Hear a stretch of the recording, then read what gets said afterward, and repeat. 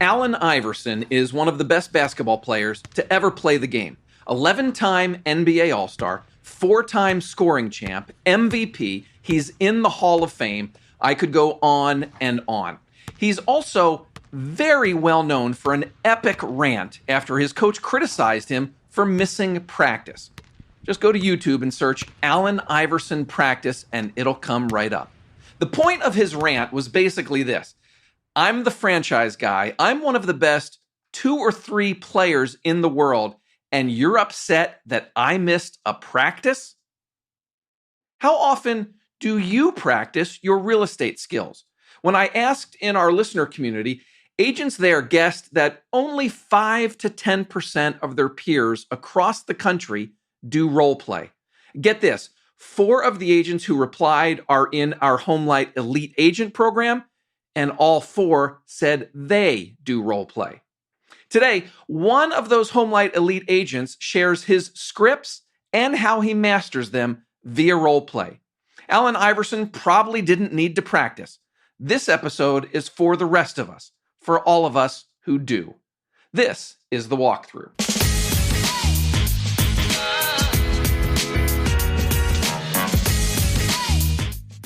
Hi everyone, I'm Matt McGee, editor of HomeLight's Agent Resource Center, and welcome to The Walkthrough. On this show, you'll learn what's working right now from the best real estate agents and industry experts in the country. At HomeLight, we believe in real estate agents, and we're on a journey to find out how great agents grow their business, stand out from the crowd, and become irreplaceable. If you want to get involved in the show, there's a couple different ways to do that. You can leave a voicemail or send me a text. It's 415-322-3328. You can send an email to walkthrough@homelight.com or just find me in our Facebook listener community. Just go to Facebook, search HomeLight Walkthrough, and it will come right up. Before I have an important conversation, whether it's with my wife or a friend or a coworker, I practice what I'm going to say. Do you do that too? We're not alone. Lawyers practice their arguments before and during a trial. Actors practice their lines. Athletes are constantly practicing, even the best in the world, like Serena Williams or LeBron James. Why do so few real estate agents practice their craft? My guest today runs a 220 agent brokerage. He says he can only get about 5 to 7 of those agents to do role play on a regular, consistent basis. And that's even in a situation where they can learn from one of the top agents in the country. Here's the cool thing. Today, you can learn from him too. Brendan Bartik has been in real estate for 20 years. He formed his team, the Bartic Group, about 15 years ago. As his business grew, Brendan eventually bought the brokerage that he now runs. And then, about 5 years ago, Brendan launched his own coaching program. He's also a HomeLight Elite agent, which makes him one of the top 1% of agents on our platform. Brendan is a big believer in scripts and role play. So on today's show, you're going to hear us talk about why role play is critical to lead conversion and selling more homes, what a perfect role play session looks and sounds like, how to memorize scripts so that you're prepared for any situation and any question that comes up. Brendan also shares a few scripts along the way, so you'll hear things like how he handles the inspection objection, pricing the home, the commission objection, and more. So let's get right into it. As the conversation starts, I have just asked Brendan if he thinks all agents should spend more time practicing scripts and role play. There's people that are extremely charismatic and just naturally amazing, what we call like the phenomenal, like the 1 out of 1,000 people. And those people, they never needed to role play for whatever reason. They've got that special gift, right? They're just da-da-da-da-da-da-da-da-da-da. Then you've got everybody else on the other side of that are going, hey, I need to get better and learn all of this. So unless you're that one magic person that doesn't need it out of the entire office, the rest of the 99%, everybody could get better in every scenario if you had batting practice. I'd have a better batting average if I practice more. Think about the golf course. Why is there a driving range? Think about if you just took away the driving range from golf, right? And I'm a terrible golfer. Me too. I just play at charity events and I can barely hit the ball, right? But there would never be. Why would they have a driving range? If you didn't need to practice to become better, they would just go, hey, just hit the course. Hey, you know what? You've never golfed before. Here's a cart, some clubs. You go knock it out. Let us know how it works. Of course that wouldn't work. Guys spend hours and gals spend hours at the driving range just trying to perfect a simple motion. And that's all a script and a dialogue is. It's a simple motion that gets you the outcome that you want. So your ball goes straight instead of going in the pond, right? When you don't have a script, you're bloop, bloop, bloop, bloop. You're just dropping in the pond, right? Right. Like you're hitting all over the place. And then people get frustrated. And you know what happens next, Matt? They get out of real estate because they think that they're not talented. It has nothing to do with talent. You just didn't take the time to learn the skill set. There's some thought going around recently that now is not the time for scripts, that you should focus on meaningful conversations. Listen to your clients. Don't just recite words from a script. What's your response to that? Yeah, absolutely. So all a script is, so let's role play this out, Matt. So let's say you're my client and I care about you deeply. Let's say you're my best friend, right? And Matt, we just received the inspection objection on your home, meaning that you had a buyer came into your house, had the inspection, and they're requesting 25 different random items. And I call you up and I go, Matt, yeah, it sucks. The buyers, they want 25 items. Matt, what do you want to do?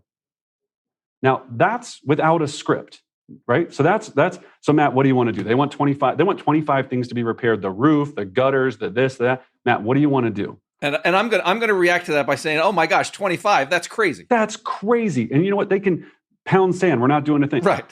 Instead of with a simple script, I call up and I say, hey, Matt, hey, good to talk to you again. Hey, Matt, so real quick, let me just take you through. So we received the buyer's inspection objection. Okay, Matt. At this point, we have a couple of options.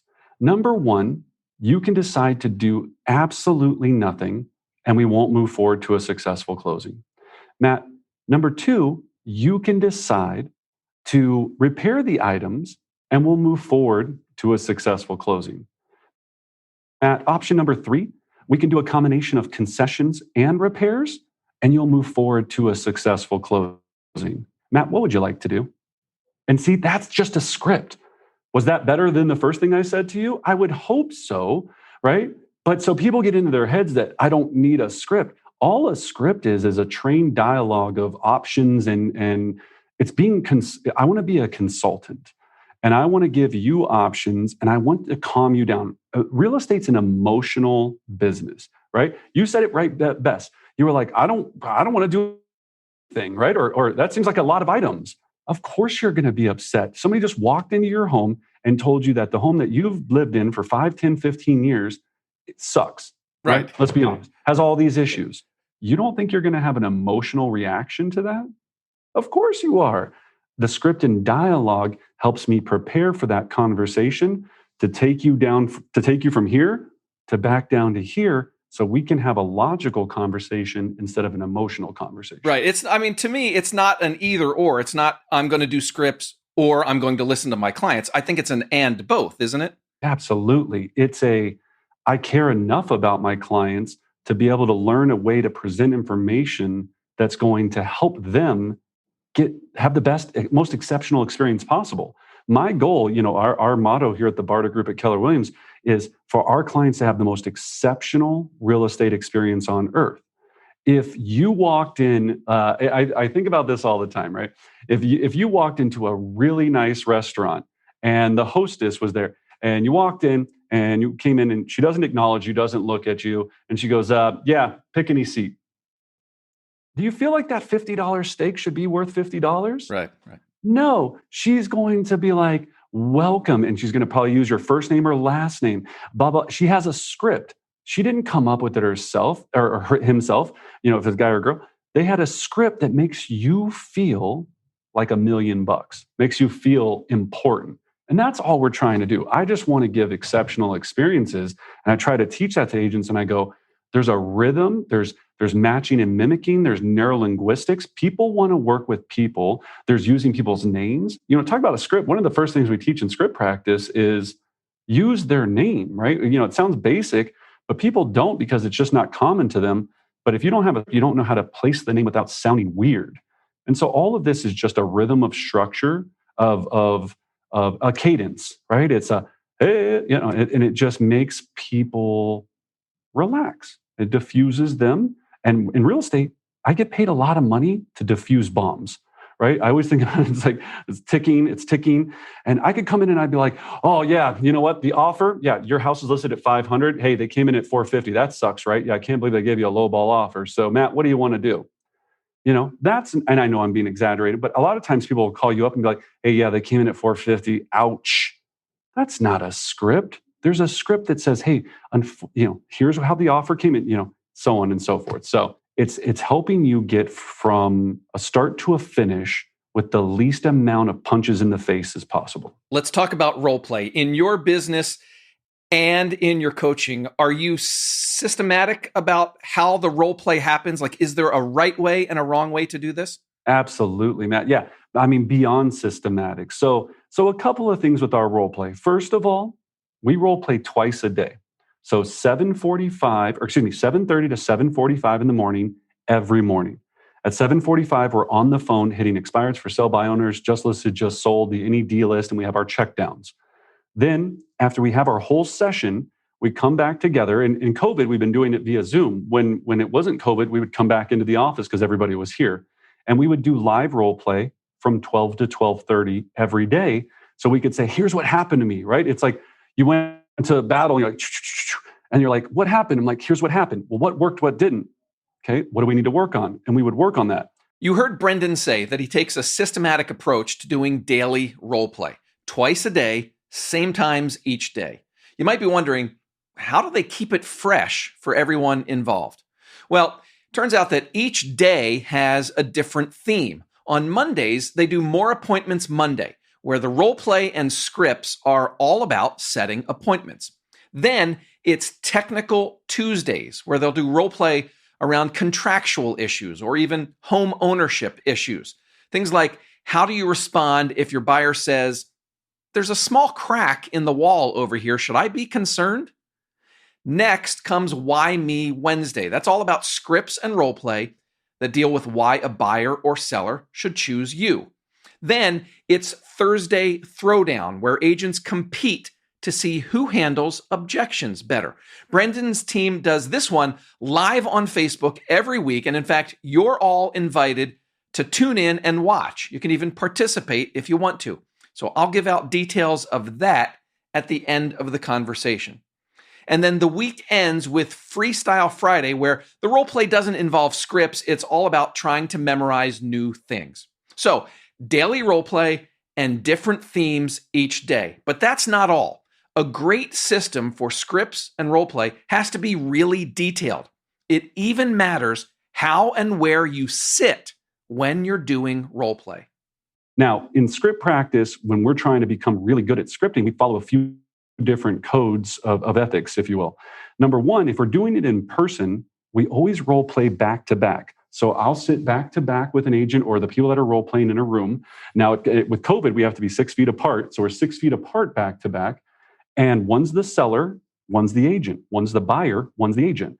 So the person that's acting as the seller, just their home just expired. The person that's facing away from them 6 feet apart, the reason we do it back to back is because you can't see their facial expressions. You can't see their hands. 90% of our lives is spent on the phone as real estate agents. So you have to hear, you have to listen, you have to be sharp. So you want to be back to back because it makes you very acute, right? If I see your face and I can go, man, Matt thinks I'm boring as all snot right now. I can tell you, I'm just kidding, right? But or if you're, if I'm like this and I'm creating excitement with my hands, you're going to get drawn into that excitement. If me and you were back to back, you can't do that over the phone. Right. You can't, you can only hear me. And that's one of the things we train. We have people study books on how to be a great presenter, how to set the stage, all of these things to create excitement and passion. And it's a performance. I tell everybody, when you go to hit the phones, you're putting on your little Shakespeare hat and you're sitting there in Shakespeare in the Park and you're on stage. it's not who you actually are, right? You're doing a performance because again, Matt, if you just spent 6 months with an agent listing your home, and we deal with this especially with HomeLight a lot, right?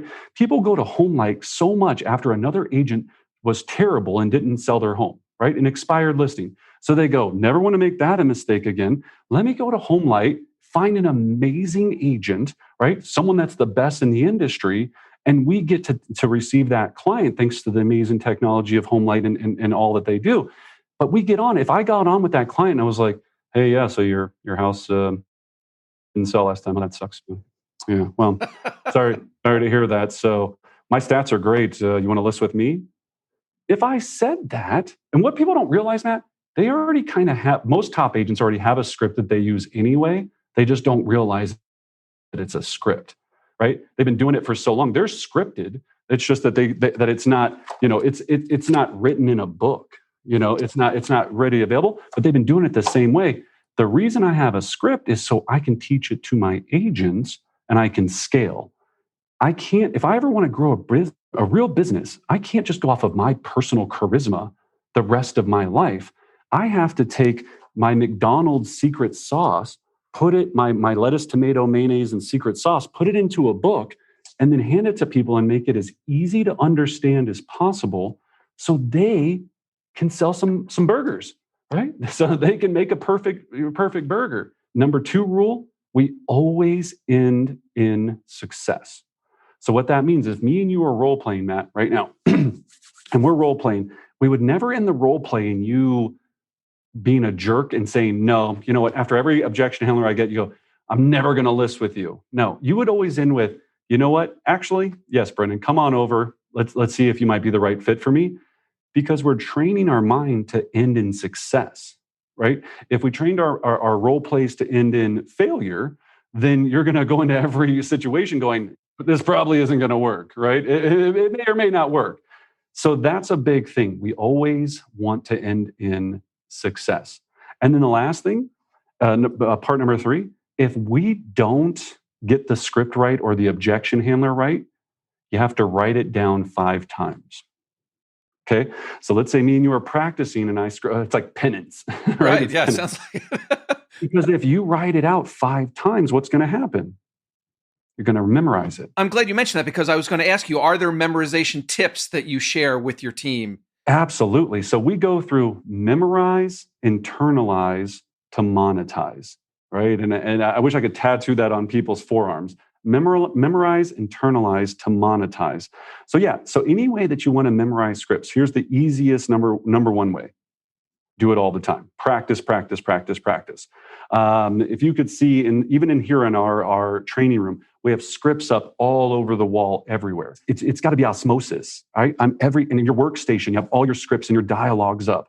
So that's the one thing. You have to be completely surrounded by it. Number 2, on any session that you're doing. So let's say I'm on a lead gen session this morning for 2 hours, right? From 7:30 to 8:30, and to 9:30. I'm lighting up the phones, and I get stumped with certain things. Okay, I'm going to then take those things that I got stumped with, look at the script that I should have used, and if I can't recite that script, write it down. Write it down 5 times. Hi, everyone. If you're enjoying the walkthrough, we'd appreciate it if you tell the real estate agents in your network about us. Even more, please rate and review us on Apple Podcasts, Spotify, or wherever you listen. Your feedback helps us get better, and in some cases can also help new listeners find and hear us. And when we get around to having you on the show, the more listeners, the better, right?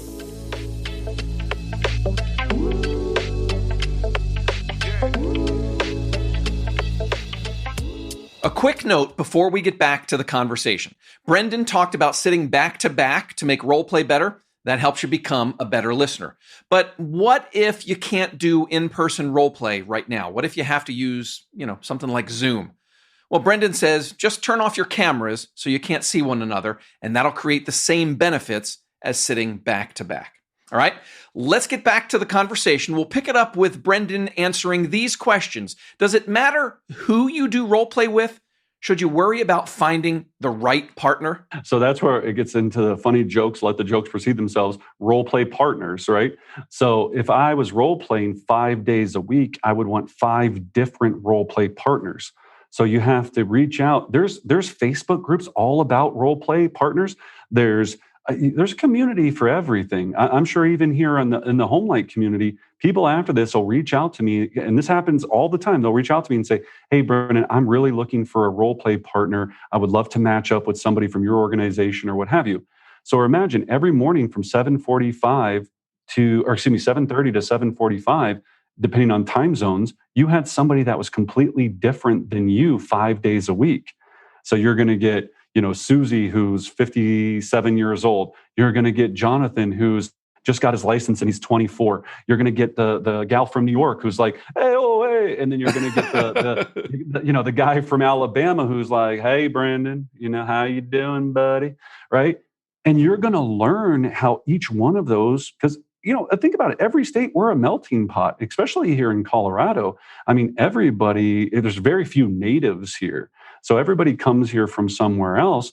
So you have to adapt to that personality style and cultural style. By having a variety of role play partners, it helps you better prepare for the fact that you're going to deal with a variety of leads and clients. Absolutely. When I would be practicing my listing presentation years and years ago, I'd have my girlfriend act like a 70-year-old Korean woman. I would have her act like a 22-year-old country bumpkin. I would have her act like I would have all these different scenarios. It was kind of fun, right? And it sounds weird. We were role playing, but we were role playing the listing presentation because I needed to try to go through that because I didn't want to get caught off guard when I walked into any appointment.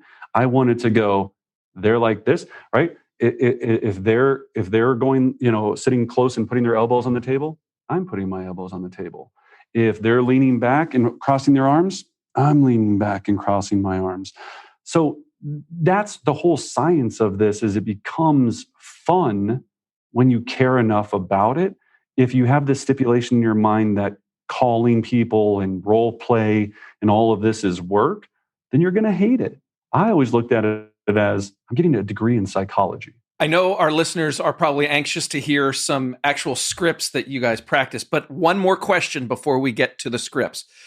When you are talking to leads and clients and you're going through all this stuff that you've memorized, how do you do it so that you don't sound like a robot? Is that something that can be taught? Absolutely. And so here's the analogy I give for that. So if I'm learning to become a professional basketball player, the first thing that most players do is learn how to shoot free throws, right? They just sit there at the line and shoot free throw, free throw, free throw, free throw. It's the most common thing. Then once you get that mastered, you can start doing layups and doing different things. Then when you get really good, you start doing dunks and 360s and all this stuff, okay? That's the same thing. You've got to get, the reason that the script is so powerful is it's that free throw. You're building that muscle memory in your mind. Then you add your flair, your style to it later. So people I remember this Mike Ferry script all the time, and it's a classic Mike Ferry script. And at the end it says, if I can get you what you want, Matt, in the time you want, won't that be great? And I was like, I'm never going to say that. It sounds so weird to me. It's not who I am. I remember trying to read it and I was like, that's not who I am. And to credit them, so many houses using that exact line. But later on, I modified it after I got really good at that part and I tweaked it to what I felt comfortable with. And I tried different things out and they worked, they didn't work. So exactly to your point, yes, you need to memorize, internalize, then you monetize. People usually skip the memorize part because they're like, it doesn't sound like me. Then you can internalize it. It never gets monetized. So you take your script and this is what the script is, but you can add your personality, tweak it to, your style, your language. After time, right? In the beginning, I always just say, shut up. Again, tattoo my wrist, shut up and follow the script. You're not, I have new agents come in all the time, like, but I'm like, and you've sold how many houses? None. And I'm like, then maybe you should follow the script, right? And it's hard because you have ego. And then you see people paraphrase it. I'll have people, it's the funniest thing. They'll sit here and go to read a script. They'll actually start reading it. And I go, and they're paraphrasing it. I'm like, I just asked you to read it. And mentally, you can't because you want to add your own flavor to it, right? It's almost like inherent in you because you think you're smarter than the system, right? The thing in real estate is so many agents come in, and we have this triangle that we call it the real estate triangle, right? And when you come in the triangle, it's at the bottom of the triangle, you have systems and models, okay? Then you have routine, the next level, right? And at the very little top of that triangle, you have creativity, okay? Now, most agents come in, they flip that triangle upside down, and they try to start with creativity. Right. What happens? Boop, it falls over. So that's the whole thing. Bring your creativity later. Right now, you need to get very systemized and have a model for success. And listeners can't see what's been going on, but a couple times during our conversation, Brendan has held up this binder that says scripts on the front. And it looks, Brendan, it looks like it's really, really thick. Yeah. So you've got a lot of scripts. Let's do a few seller scripts, right? Do you have a couple that you can share with listeners? Things that you and your team work on? Yeah, let's go through one of my favorite, which is pricing, right? Oh, yeah. Pricing, the biggest thing where you can make or break your real estate career. So let's do it again, Matt. You're my seller. And Matt, I come over to your beautiful home, and let's just make easy numbers. And I know that your home should be listed at $500,000 so it sells, and you want $550,000. So we'll play with that scenario. So Matt, thanks for having me over. We're past this, but Matt, so based upon all the comparables that I've gone over with you today, Matt, what would you like to list the home at so it'll sell in the next 30 days? Well, I need to get $550,000 out of it. Okay, Matt, excellent. $550,000. So Matt, taking a look at that $550,000 number, here's my concern. We know that based on all the comparables, the current market value for the property is $500,000. So what we do know is that for every 10%, Matt, that we list over market value, we lose 30% of the interested buyer pool. Now, Matt, you do want to receive offers and maybe even possibly multiple offers instead of no offers at all, correct? Correct. But I think my house is nicer than those, Brendan. And Matt, I completely understand. So Matt, let me ask you, when we're looking at the comparables, we know all the homes in the neighborhood that were very similar sold for $500,000 on average, some even a little bit less than that. Matt, I want to help you. How do I get to that 550 number? And whenever I role play, anytime you're talking about price, you always whisper, right? Because it's a sensitive subject. And I'm telling you, this is a nuance, right? So Matt, I want to help you get to 550. All the comps are at 500. How do I get there? How can I help you? What can we list at 550 and come down later if it doesn't sell? Oh, Matt, you know what? Excellent question. And Matt, here's what we know. That the most attention and activity you're ever going to have on your home is in the first week to 10 days. After that, right, so the first week to 10 days, after that 10-day mark, we become stale potatoes. No one cares about us. They think that there's probably something wrong with the house. So what happens is after we get past that mark, if we have to go back and do a price improvement to the property, what happens is we'll never get back to the excitement level that we had during that first 7 to 10 days. So then what we're going to be attracting are bottom feeders, investors, people that are going to try to make you a lowball offer. Now, Matt, you don't want a lowball offer, do you? I don't want a lowball offer, no. Of course you don't. I don't want you to have a lowball offer. That's why it's imperative that we list at or below market value to get you every dollar out of this property. I'm trying to think of what the next objection would be, Brendan. No, and even if you said, you go, well, but here's some other ones. But Brendan, they don't have the same view as me, right? I have this gorgeous golf course view. Matt, I completely understand, and you're right. Oh, you had one? Go ahead. You go. What about if they come back with, economically, I need to get this number out of it to break even, or, I need X amount of equity out of my house. How do you counter that argument? Absolutely. So then, Matt, we would just dissect what the need is for. So, Matt, I completely understand that you need to walk away with X amount. Can we talk a little bit about why you need that money? Then you would say, well, otherwise we can't buy the house in Rhode Island. We can't buy the house wherever. Okay, so I completely understand. So, Matt, let me ask this. If we unfortunately weren't able to get the money you needed because it's not what the market's willing to pay for the property right now, if it was less than that, would you be able to possibly, and let's just say possibly, adjust the price of what you needed to purchase in Rhode Island? Now, we could take it another step further. Brendan, we can't afford to pay your commission, right? Like, we're super tight on the numbers. Everything you said is amazing, Brendan. You sound like you could do all of these things. All right, so I completely can appreciate that you feel that you cannot afford to pay what it's going to cost for me to get you the highest price possible. Then I go into options. So option number one, you can stay here and not sell and wait and not get the highest price possible. Now, option number two, and this is what a lot of my clients do, they can speak to a family member and take a short-term loan and borrow some money to make sure that you can sell this house and move to get on to the next property. And then number three, and this is the option that doesn't probably work for you, is just stay here for a long period of time and decide not to sell. What would you like to do?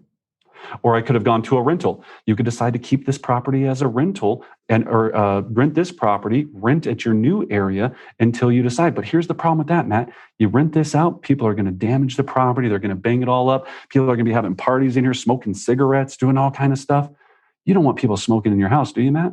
Of course you don't. That's why you're not going to want to rent it out.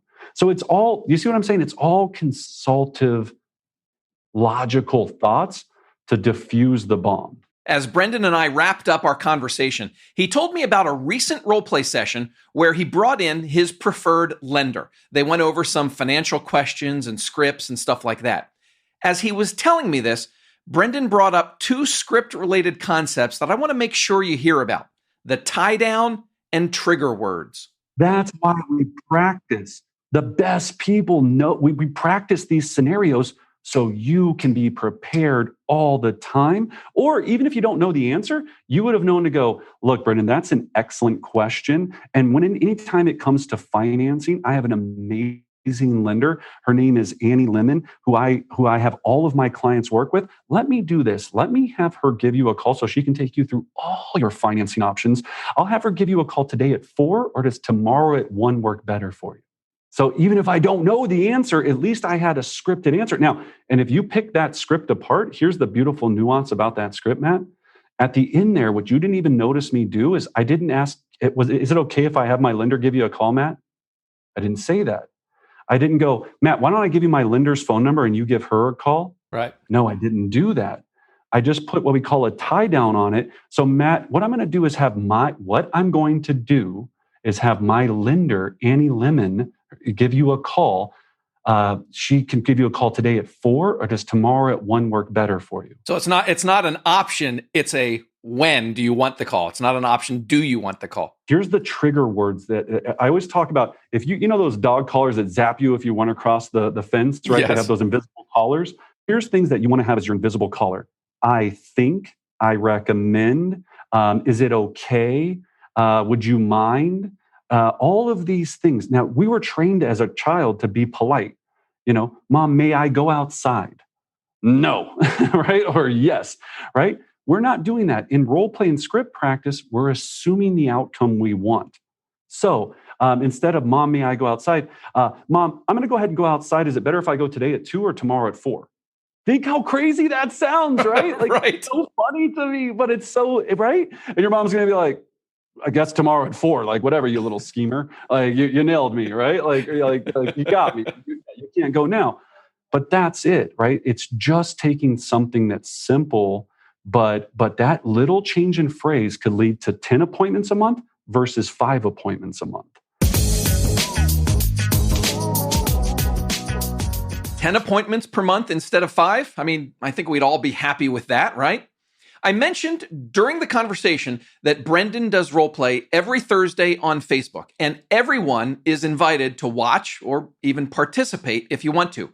You can find that by going to Facebook and do a search for Brendan Bartik Real Estate Coaching. There's a page that you can like and a group that you can join, and you'll find links to the weekly role play in both of those. If you'd like more information about Brendan's coaching program, go to brendanbartic.com. It's BrendanBartic.com. And I will link to all of this from today's show notes to make it easier to find.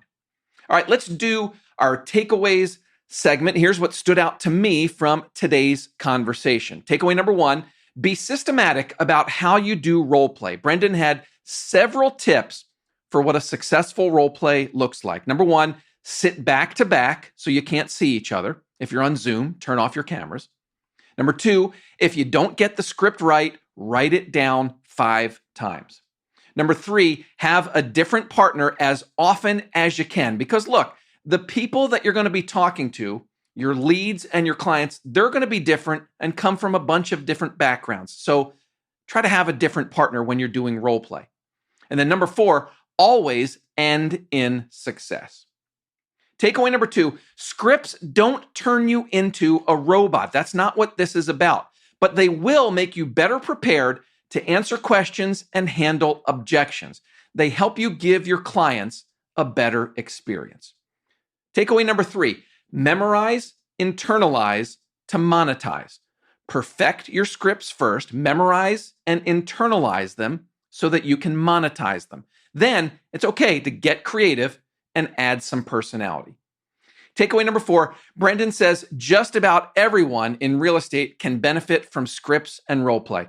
Unless you're that one agent, who's naturally gifted and amazingly talented, like the Allen Iverson of real estate, scripts and role play will help you get more appointments, convert more leads, and sell more homes. Okay, questions or feedback about today's episode, you can leave me a voicemail or send a text to 415-322-3328. You can send an email to walkthrough@homelight.com or find me in our Facebook listener community. Just go to Facebook, do a search for HomeLight Walkthrough, and it'll come right up. And by the way, today's guest, Brendan Bartik, is part of that listener community as well. So if you have questions for him or want to connect with him, that's a great place to do it. That's all for this week. Hey, thanks to Brendan Bartik for joining me, and thank you for listening. My name's Matt McGee, and you've been listening to The Walkthrough. At HomeLight, we believe in real estate agents. We're on a journey to find out how great agents grow their business, stand out from the crowd, and become irreplaceable. Go out and safely sell some homes, everyone. I'll talk to you again next week. Bye-bye.